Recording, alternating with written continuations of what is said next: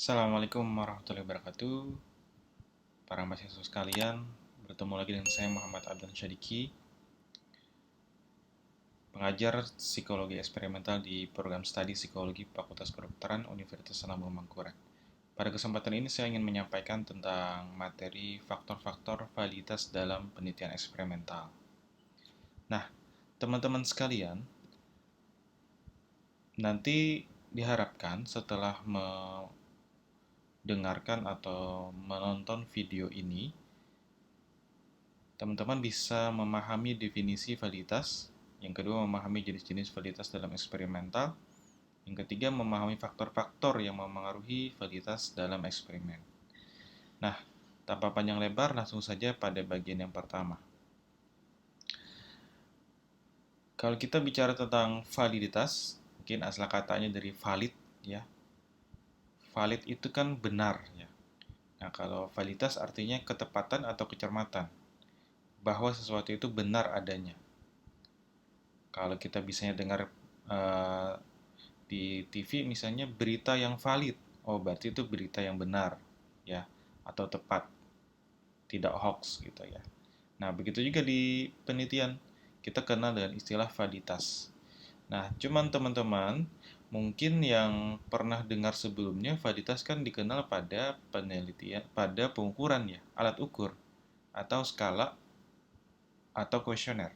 Ya, sebelumnya mungkin mengenalnya di sana. Nah, validitas pengukuran itu diartikan sebagai sejauh mana alat ukur benar-benar mengukur variabel yang ingin diukur. Misal, kita ingin mengukur tentang kecemasan, maka benar alat ukurnya nanti akan mengukur kecemasan, bukan mengukur tentang stres misalnya, tapi tentang kecemasannya. Nah, itu harus valid alat ukurnya, maka disebut sebagai validitas pengukuran. Berbicara tentang validitas, di eksperimental juga ada. Dan sebenarnya tidak hanya eksperimental ya, penelitian-penelitian yang lain itu juga ada istilah dengan penggunaan validitas. Validitas ini disandingkan dengan kata penelitian, maka disebut sebagai validitas penelitian, yakni diartikan sebagai kebenaran penelitian atau keakuratan penyimpulan hasil penelitian. Nah, jadi kata kuncinya ini berada pada kebenaran tadi ya, benar gitu ya. Kalau validitas pengukuran berarti benar mengukur variabel tertentu. Kalau validitas penelitian berarti benar menyimpulkan hasil penelitian tertentu. Nah, semakin valid hasil penelitian, semakin berkualitas temuannya, ya. Kalau studi yang tidak valid itu biasanya ditandai dengan hasil studi yang cacat, ya. Atau studi yang dirancang dengan buruk, hasil studi terbatas atau tidak dapat diterapkan. Misal, kalau misalnya kita berbicara satu riset, yang mana risetnya dilakukan pada satu partisipan yang unik, ya, maka dia terbatas validitasnya, ya. Artinya hasilnya itu hanya bisa diterapkan pada si partisipan yang unik tadi saja. Tidak bisa nanti kita jelaskan pada orang lain. Itu berarti validitas penelitian. Nah, validitas sendiri menurut Gravater dan Forzano itu ada dua jenis. Yang pertama internal, yang kedua eksternal. Penelitian yang bagus biasanya memaksimalkan validitas internal dan eksternal. Cuman teman-teman, pasti dalam satu penelitian akan sulit untuk menemukan keduanya. Ada mungkin hanya memenuhi validitas internal saja, atau hanya memenuhi validitas eksternal saja. Mungkin keduanya tapi nggak maksimal dua-duanya. Ya. Tapi nanti saya akan jelaskan terakhir nanti tentang bagaimana penggunaan validitas internal dan eksternal. Nah, dengan demikian pada slide yang pertama di sini, teman-teman harus bisa dan hati-hati dalam memahami apa yang dimaksud dengan validitas pengukuran dan apa yang dimaksud dengan validitas penelitian. Ya, lanjut. Nah, kita langsung saja masuk ke jenis validitas yang pertama dalam eksperimental ya, disebut sebagai validitas eksternal. Validitas eksternal diartikan sebagai sejauh mana hasil yang kita peroleh pada suatu penelitian itu bisa digeneralisasikan pada hasil studi yang berbeda, ya. Artinya kita punya hasil riset. Ini hasil risetnya bisa nggak ya digeneralisasikan ke orang yang lain, setting yang lain, waktu yang lain, pengukuran yang lain, karakteristik yang lain. Gitu. Semakin bisa digeneralisasikan pada sampel yang lain, maka semakin valid eksternal penelitian kita. Gitu. Contoh, ini contoh riset dari Strack agak lama, tahun 1988 ya. Mungkin lama juga ya. Saya belum lahir malah ya. Ini menunjukkan bahwa partisipan akan menilai film kartun lebih lucu ketika mereka menggigit pulpen menggunakan gigi. Alasannya karena nanti memaksa si partisipan nanti mulutnya untuk tersenyum, gitu ya, untuk tersenyum. Daripada menggigit pena menggunakan bibir, memaksa mereka mengurutkan kening. Riset ini diteliti pada mahasiswa S1 Universitas Illinois ya. Dan jika direplikasi akan sangat mungkin dapat menemukan hasil yang sama pada sampel yang berbeda. Nah, jika replikasi riset Strack ini berhasil, maka artinya riset ini akan menemukan validitas eksternal yang memuaskan. Nah, bisa kita lihat gambar yang di bawah teman-teman? Itu cara menggigitnya ya. Satu menggunakan gigi ya, satu menggunakan bibir. Ketika nonton film lucu ya, itu ternyata yang menggigit menggunakan gigi itu lebih senyum ya, lebih tertawa lah, lebih menikmati lah, lebih menilai bahwa si film itu memang lucu gitu ya, film kartun ya. Nah, untuk diketahui teman-teman sekalian, validitas eksternal itu juga ada ancaman ya. Ada ancaman yang menyebabkan validitas eksternal itu menjadi tidak terpenuhi. Ancaman ini disebut sebagai faktor yang membatasi upaya generalisasi hasil penelitian. Nah, apa itu ancaman dalam validitas eksternal? Mari kita lihat sama-sama. Sebelum itu, supaya lebih jelas ya, apa generalisasi itu, maka baik saya jelaskan dulu. Yang pertama, jenis generalisasi itu adalah generalisasi dari sampel ke populasi. Nah, ini yang pertama ya. Generalisasi ini artinya, contohnya misalnya nih, peneliti menemukan kekerasan pada video game mempengaruhi perilaku anak SMP. Anak SMP-nya itu sebagai sampel. Maka mungkin kalau generalisasinya ini berhasil, kekerasan pada video game juga dapat mempengaruhi perilaku anak SMP secara umum. Secara umum ya, nggak cuma pada sampel si penelitian tadi saja, tapi pada populasi, gitu, seluruh anak SMP secara umum, tapi ya secara umum, makanya disebut sebagai generalisasi. Yang kedua ada disebut sebagai generalisasi dari satu studi ke studi yang lain. Contoh, jika saat kita melaksanakan studi pada sejumlah 25 mahasiswa tentang kekerasan pada video game, apakah ketika diulangi 2 tahun kemudian, berarti studi yang berbeda ya, tapi masih sama nih topiknya. Dan juga istilahnya itu mungkin kita kalau kenal replikasi lah gitu ya. Direplikasi 2 tahun kemudian, pada sampel yang berbeda, akankah menemukan hasil yang sama? Atau jika dilakukan di Banjarmasin, kita coba nanti di Banjarbaru, coba di Martapura, bagaimana hasilnya? Kalau hasilnya sama, maka generalisasi dari studi ke studi yang lain berhasil. Artinya validitas eksternalnya terpenuhi. Yang ketiga disebut sebagai generalisasi dari studi penelitian ke situasi dunia yang nyata atau pada kehidupan nyata gitu. Nah, perlu teman-teman ketahui pada eksperimental itu banyak riset steril dari situasi nyata. Bahkan kalau yang laboratorium ya, itu benar-benar kontrolnya ketat gitu ya. Maka sulit untuk memastikan ini benar nyata atau tidak gitu ya. Kalau kita coba ke dunia nyata, benar nggak ini terbukti? Nah, contoh, peneliti melakukan riset di laboratorium menemukan bahwa sebuah program aplikasi komputer sangat efektif mengajarkan matematika pada anak SD kelas 3. Nah, cuman kan penelitiannya dari laboratorium ya. Jadi anak SD disuruh ke laboratorium mencoba program aplikasi komputer. Ternyata berhasil programnya. Berarti kemampuan matematikanya meningkat. Pertanyaannya, apakah hasil temuan ini bisa digeneralisasikan pada kelompok SD yang sesungguhnya? Berarti kita suruh ke kelas gitu ya. Aplikasinya kita berikan ke kelas, nggak di laboratorium. Berhasil nggak? Kalau berhasil, maka validitas eksternalnya terpenuhi. Kalau gagal, berarti ada kesalahan. Berarti ada sesuatu yang janggal di penelitiannya. Ya. Oke, kemudian makin jelas nih ya tentang generalisasi ya. Setiap penelitian sosial tentu akan mengejar generalisasi ya, supaya bisa menyatakan ini hasil bisa loh terjadi di Indonesia, di Inggris, di Amerika, dimanapun gitu.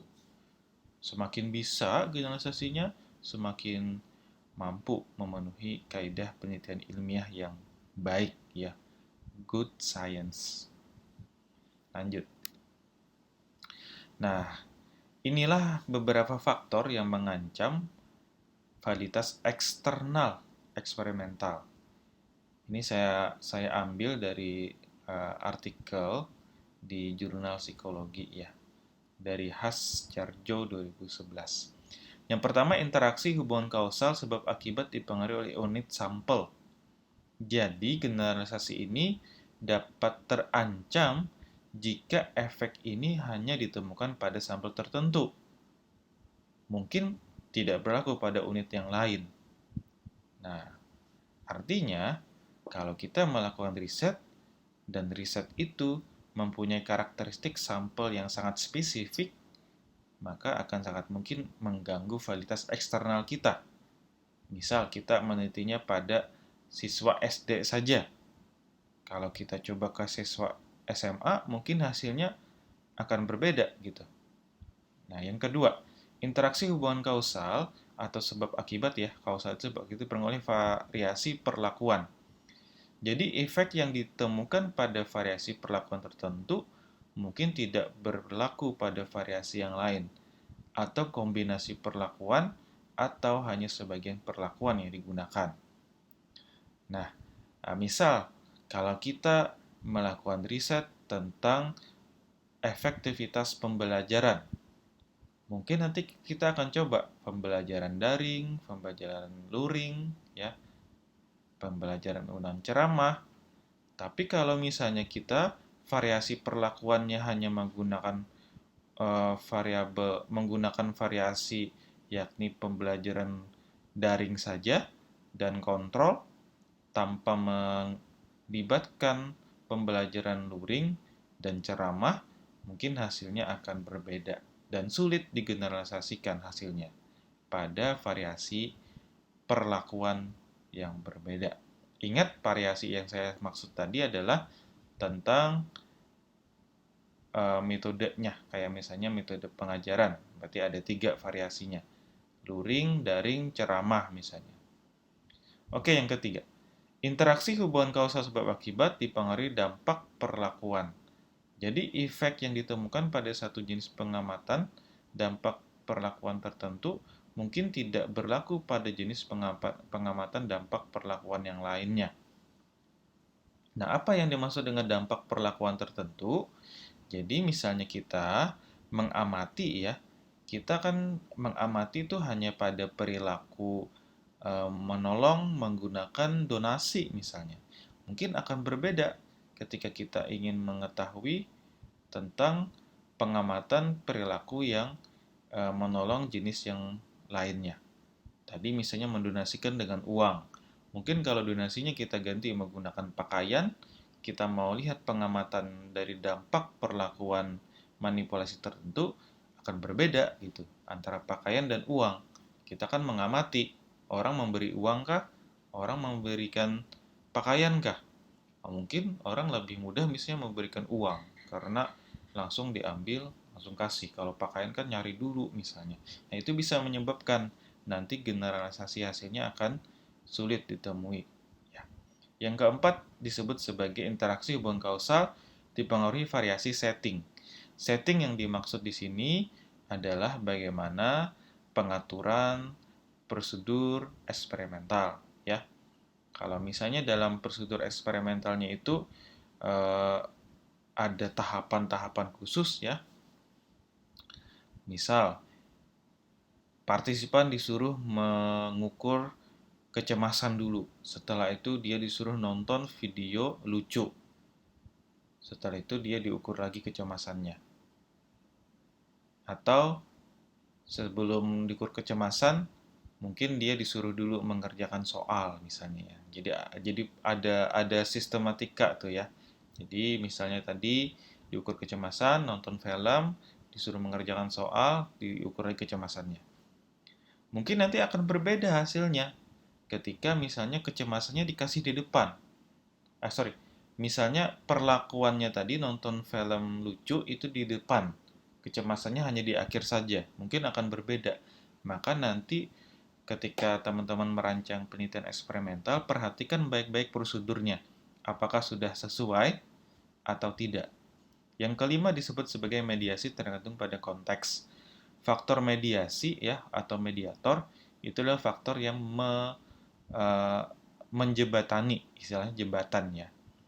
Jadi hubungan kausal antar dua variabel. Nah, misalnya ada faktor mediator yang berpengaruh ketika kita uji, terbukti berpengaruh, bisa jadi nanti ketika pada riset yang berbeda, pada sampel yang mungkin lebih general, itu temuannya tidak terbukti. Karena misalnya faktor mediatornya tidak berperan. Gitu. Bisa juga demikian. Mungkin contohnya, kalau misalnya orang yang punya identitas yang kuat, itu bisa ikut aksi demo. Nah, tapi kalau misalnya kita buktikan bahwa ada faktor mediatornya, orang yang punya identitas hanya akan ikut demo kalau dia marah. Berarti emosi marah mediatornya gitu ya. Jadi ada perantara dari efek tersebut melalui marah dulu. Nah, kalau kita manipulasi identitasnya, kita berikan emosi marahnya, kita ukur gitu ya. Mungkin bisa nanti terbukti hasilnya. Tapi misalnya kalau kita generalisasikan pada sampel yang berbeda, emosi marahnya kita hilangkan, mungkin hasilnya akan berbeda juga. Nah, berarti validitas eksternalnya nanti akan terganggu. Nah, dengan demikian, kelima hal ini adalah faktor yang mungkin akan mengancam validitas eksternal eksperimental. Menurut Graveter dan Forzano, mereka merangkum setidaknya ada 3 ancaman umum. Yang pertama adalah partisipannya, karakteristik unik partisipan. Yang tadi kalau saya ceritakan, penelitiannya pada anak SD, mau kita generalisasikan pada anak SMA, mungkin tidak akan berhasil dengan baik. Contoh yang berikutnya setting, ya. Ancaman yang kedua adalah setting, atau tadi prosedur yang unik. Jadi kan ada susunannya tuh ya. Kalau misalnya partisipan tentang kesadaran aja ya, dia sadar atau tidak diukur menggunakan variabel dependen kita. Nah, mungkin akan sulit digeneralisasikan jika partisipan tidak sadar diukur. Nah, itu akan berbeda tuh hasilnya ya. Sadar tidak sadar diukur aja bisa berbeda hasilnya. Yang berikutnya yang ketiga adalah pengukuran. Prosedur pengukuran yang unik. Nah, misalnya, pengukurannya diukur setelah terapi. Kita bicara misalnya terapi fobia. Nah, misalnya diukurnya setelah terapi langsung diukur tingkat fobianya. Nah, mungkin tidak bisa digeneralisasikan dengan pengukuran yang diberikan setelah 3 minggu. Ya, bisa jadi kan, si partisipannya selama 3 minggu ada banyak hal yang terjadi dalam hidupnya, gitu ya. Maka akan berbeda hasil temuannya. Nah, ini 3 ancaman ini juga bisa kita pahami yang nanti mungkin menyebabkan validitas eksternal kita terganggu. Kalau begitu saya lanjut ke validitas internal, validitas yang kedua nih. Nah, kalau eksternal itu tujuannya menggeneralisasikan hasil, misalnya ke sampel yang berbeda atau populasi secara umum, maka validitas internal itu kan dalam ya, eksternal itu luar gitu. Kalau internal berarti berhubungan tentang apakah benar hasil hubungan dua variabel itu. Ya, apakah benar tidak diganggu oleh faktor lain, tidak dipengaruhi oleh faktor lain, sudah jelas tidak ambigu. Nah, artinya studi yang menunjukkan validitas internal yang bagus adalah ketika pengaruh IV ke DV itu benar hanya disebabkan oleh IV saja. Tidak ada faktor lain yang mempengaruhinya. Tidak ada penjelasan alternatifnya. Ya, ini adalah validitas internal yang bagus. Tapi tentu validitas internal tergantung dengan tujuan penelitian awal kita. Kalau kita sejak awal sudah menentukan bahwa ada variabel pengganggu lain, nah nanti saya ukur juga misalnya. Oh, berarti buktikan bahwa memang benar si IV dengan variabel pengganggu benar akan mempengaruhi DV. Itu misalnya kita merancangnya di awal sudah ada variabel pengganggunya gitu. Contoh riset. Riset untuk menurunkan tingkat depresi sekelompok partisipan dengan suatu terapi tertentu. Tingkat depresi misalnya diukur lagi setelah 3 minggu. Jadi hari ini dikasih terapi, tingkat depresi kemudian 3 minggu kemudian diukur. Gitu ya. Selama 3 minggu mungkin akan diberikan terapi gitu. Jika terapi berhasil, artinya kan setelah 3 minggu kemudian depresinya menurun. Nah, suatu ketika ternyata pada hari ini terapinya diberikan pada suhu cuaca yang dingin, lagi hujan misalnya ya. Dan pada pengukuran di akhir di 3 minggu kemudian ternyata cuacanya itu yang waktu itu cerah. Nah, cuaca dapat mengancam validitas internal karena siapa tahu bukan terapi yang menurunkan depresinya, tapi cuacanya. Pada saat cuaca cerah, terang gitu ya, dia menjadi tidak depresi. Nah, itu penyebabnya ternyata. Nah, maka ini disebut sebagai ancaman terhadap validitas internal. Ancaman yang saya maksud adalah faktor yang menyebabkan pengaruh IV ke DV menjadi berubah atau tidak sesuai. Nah, beberapa ancaman cukup banyak saya temukan ya, tapi saya ambil yang mungkin kita bisa diskusikan pada hari ini. Yang pertama adalah presiden temporal yang kabur. Jadi maksudnya di sini adalah kurang jelas variabel mana yang lebih dulu menyebabkan efek atau akibat. Nah, misal tadi kalau kita bicara tentang uh, terapinya misalnya ada macam-macam. Ya, kita harus bisa memastikan terapi mana yang jelas lebih dulu menyebabkan perubahan tingkat depresi. Terapi A kah, terapi B, atau terapi C gitu. Kalau misalnya kita melakukan eksperimental, ya. Yang kedua, seleksi. Perbedaan sistematik ciri responden antara kelompok eksperimental dan kontrol. Subjektivitas pemilihan partisipan juga akan berperan dalam ancaman validitas internal. Nah, misal kita dalam penelitian membagi menjadi dua kelompok, ada kelompok eksperimental dan kontrol, maka ciri-ciri responden antara dua kelompok tersebut tidak jauh berbeda. Tidak jauh berbeda ya, tapi pasti ada yang berbeda juga gitu, tapi nggak semuanya berbeda ya. Nah, itu yang harus diperhatikan. Kalau misalnya kita menelitinya pada mahasiswa, maka kelompok eksperimental dan kontrolnya itu harus mahasiswa dua-duanya. Jangan sampai misalnya satu eksperimental pada mahasiswa, satu kontrolnya pada siswa SMA. Nggak bisa gitu. Kalau misalnya mau campur, ya udah. Di kelompok eksperimental ada mahasiswa SMA, kontrolnya juga ada mahasiswa dan SMA. Sama, adil gitu ya. Yang ketiga, sejarah. Peristiwa spesifik yang terjadi antara pengukuran pertama dan kedua. Nah, ini mungkin pakai pre dan post test ya. Proaktif history itu adalah perbedaan individual seperti faktor bawaan atau yang dipelajari. Kalau misalnya kita mengukur tentang ingatan, siapa tahu dia orang cerdas gitu ya, maka ingatannya tinggi.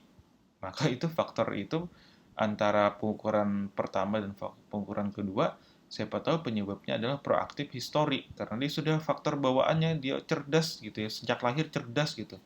Maka mungkin ada pengaruh pada pengukuran nanti. Retroaktif itu adalah yang seperti penjelasan sebelumnya, yakni perubahan saat pre dan post test. Jadi ada sejarah lah, ada peristiwa lah gitu ya pada saat pre dan post test di antaranya. Gitu. Yang keempat, maturasi. Maturasi ini tentang perubahan biologis atau psikologis yang terjadi secara alamiah sepanjang waktu. Maturasi itu kan kematangan ya. Misalnya bertambah dewasa. Misal ya, eksperimentalnya dilakukan hari ini, tapi eksperimentalnya dilakukan lama gitu ya, setahun. Tapi nggak mungkin juga sih setahun ya eksperimental ya. Pasti ya beberapa, mungkin ada yang berbulan-bulan, tapi nggak sampai setahun lah gitu ya. Ada setahun mungkin jarang banget, tapi saya belum pernah menemukannya. Bisa jadi ketika kita ngukur, ya, ngukur di saat pengukuran pertama, dan setelah pengukuran yang kedua, itu ada pendewasaan misalnya ya. Nah, itu berpengaruh tuh. Atau dia misalnya pada saat itu dia pemikirannya berubah semakin dewasa. Nah, itu berbeda ya nanti hasilnya. Yang kelima, testing. Testing adalah efek mengikuti tes pada pengetesan yang kedua. Partisipan kan mungkin menggunakan teknik pre dan post test ya. Jadi waktu pre-test dia diukur. Ternyata dia ingat nih ya, soal-soalnya ingat. Pada pengukuran kedua, ternyata dia mencoba memperbaiki kesalahan dia di pengukuran yang pertama gitu. Ini bisa bisa jadi dia mengingat jawaban-jawaban sebelumnya. Oh, tadi saya jawabannya ini nih. Berarti nanti ketika pengukuran yang kedua saya ingin berubah jawaban A. Nah, yang keenam adalah instrumentasi. Sifat dasar pengukuran berubah pada cara tertentu sesuai dengan perubahan waktu atau kondisi. Jadi alat ukur itu nggak akurat gitu. Kita ngukur depresi pada pengukuran pertama, setelah pengukuran kedua ternyata bukan depresi yang diukur. Ya, bisa jadi begitu. Ternyata stres yang diukur gitu. Yang ketujuh, statistical regresi.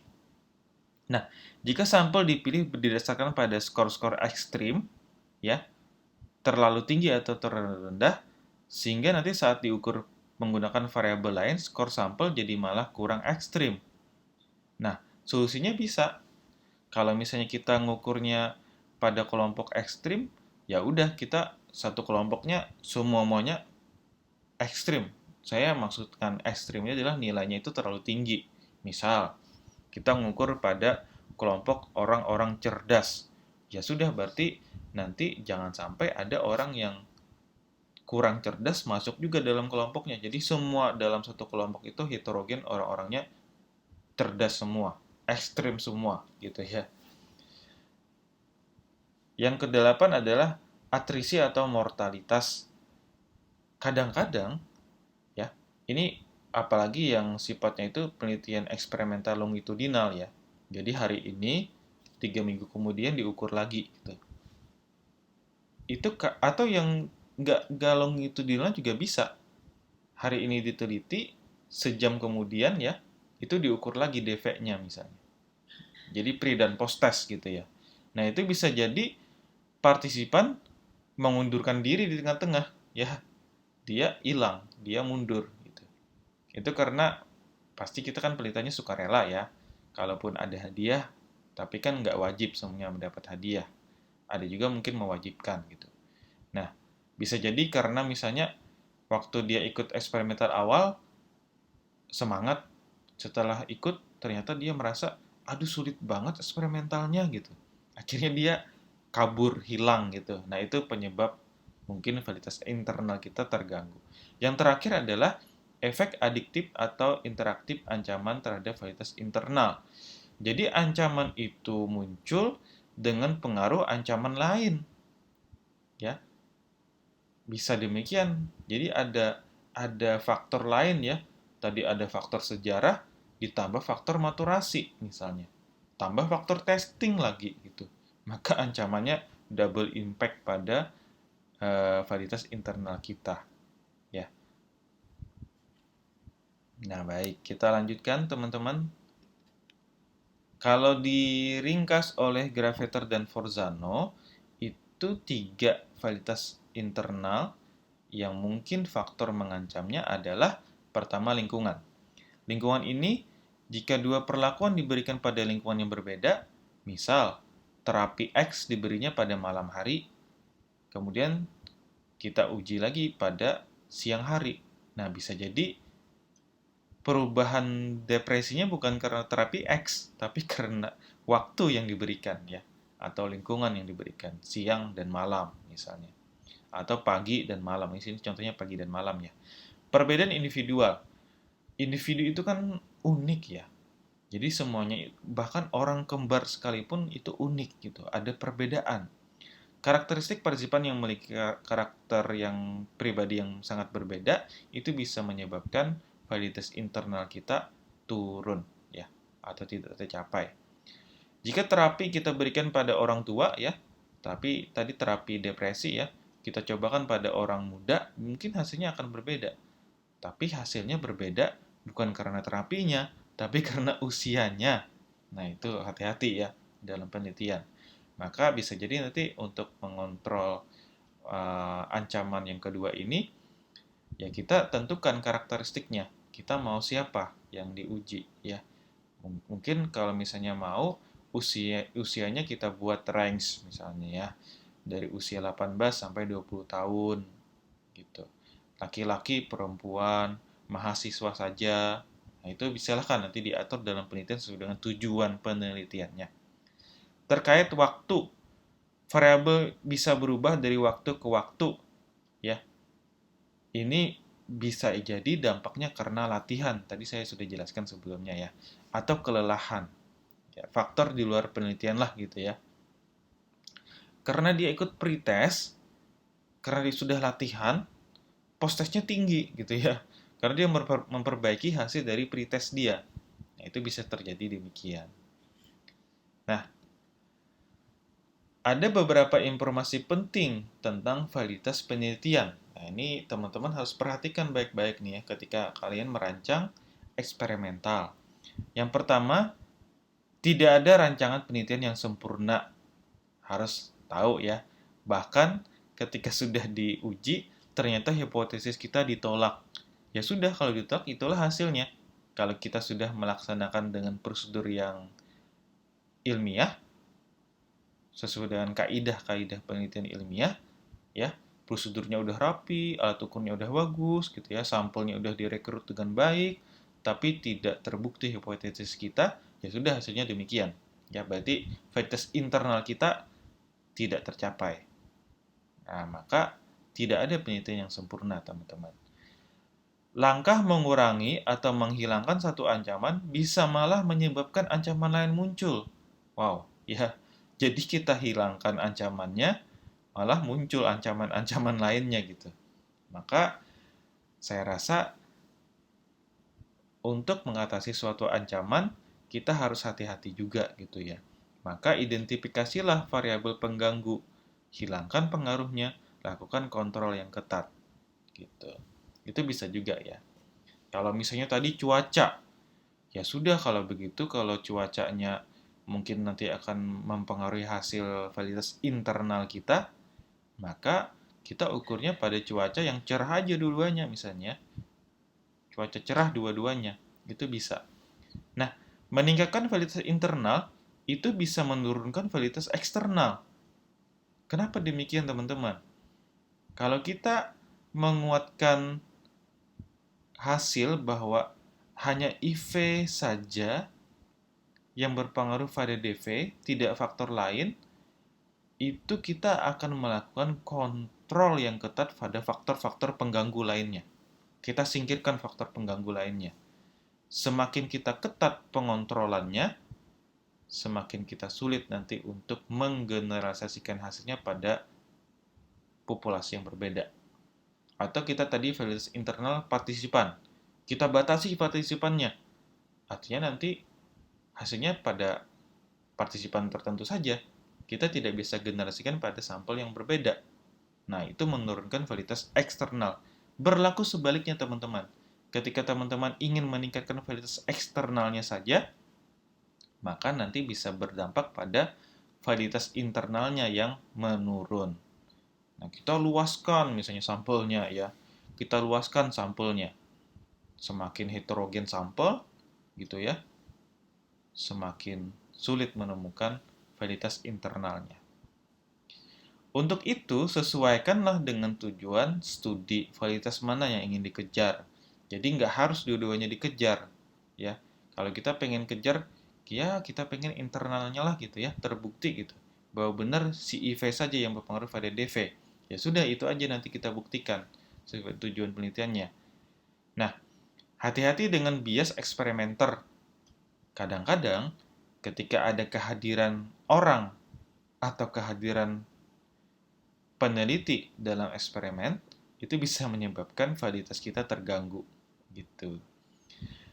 Eksperimental online, laboratorium, atau alamiah itu akan berperan pada validitas penelitian. Kalau kita eksperimentalnya secara online, kita nggak bisa pastikan partisipannya mengikuti itu dengan baik atau tidak gitu ya prosedurnya. Siapa tahu dia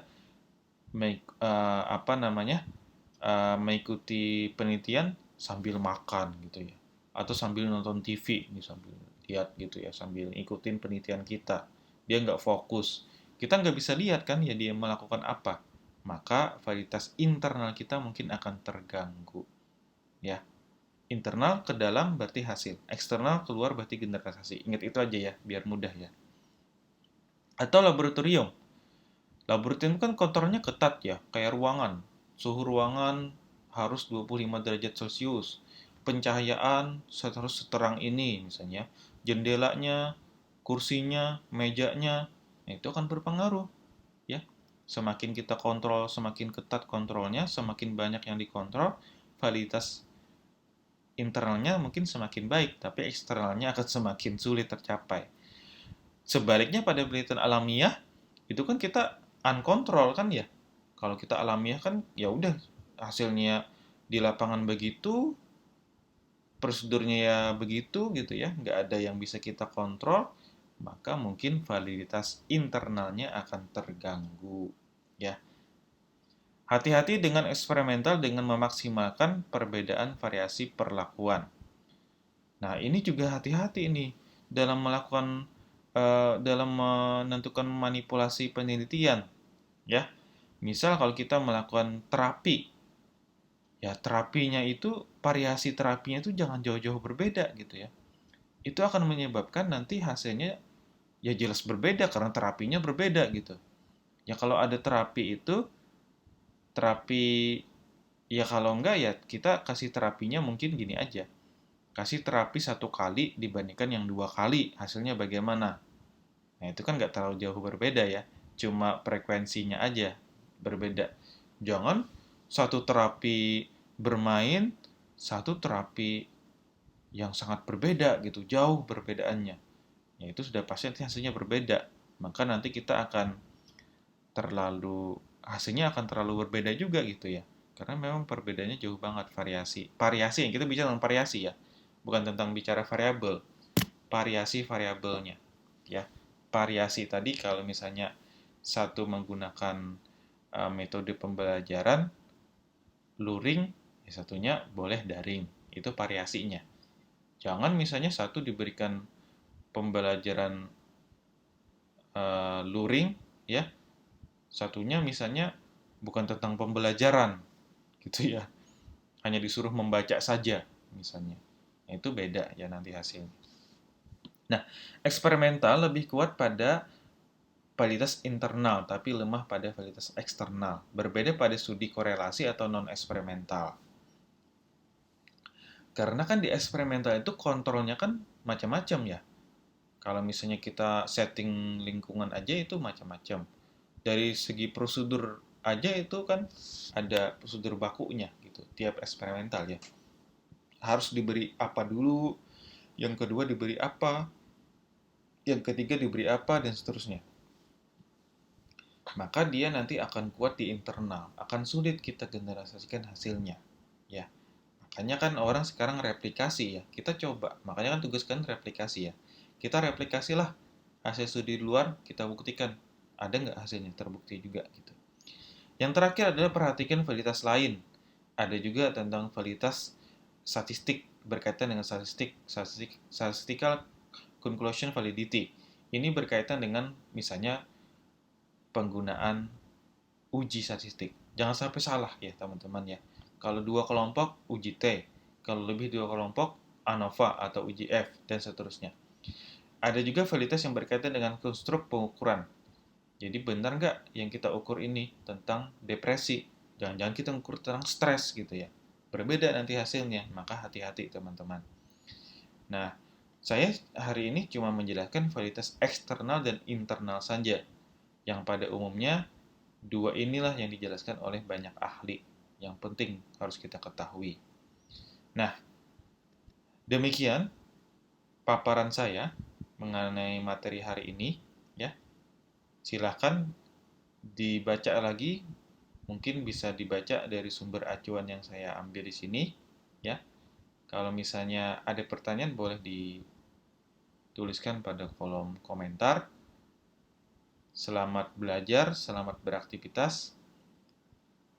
Saya doakan juga dalam keadaan saat ini mudah kita diberikan kesehatan. Saya akhiri, mohon maaf jika ada salah. Assalamualaikum warahmatullahi wabarakatuh.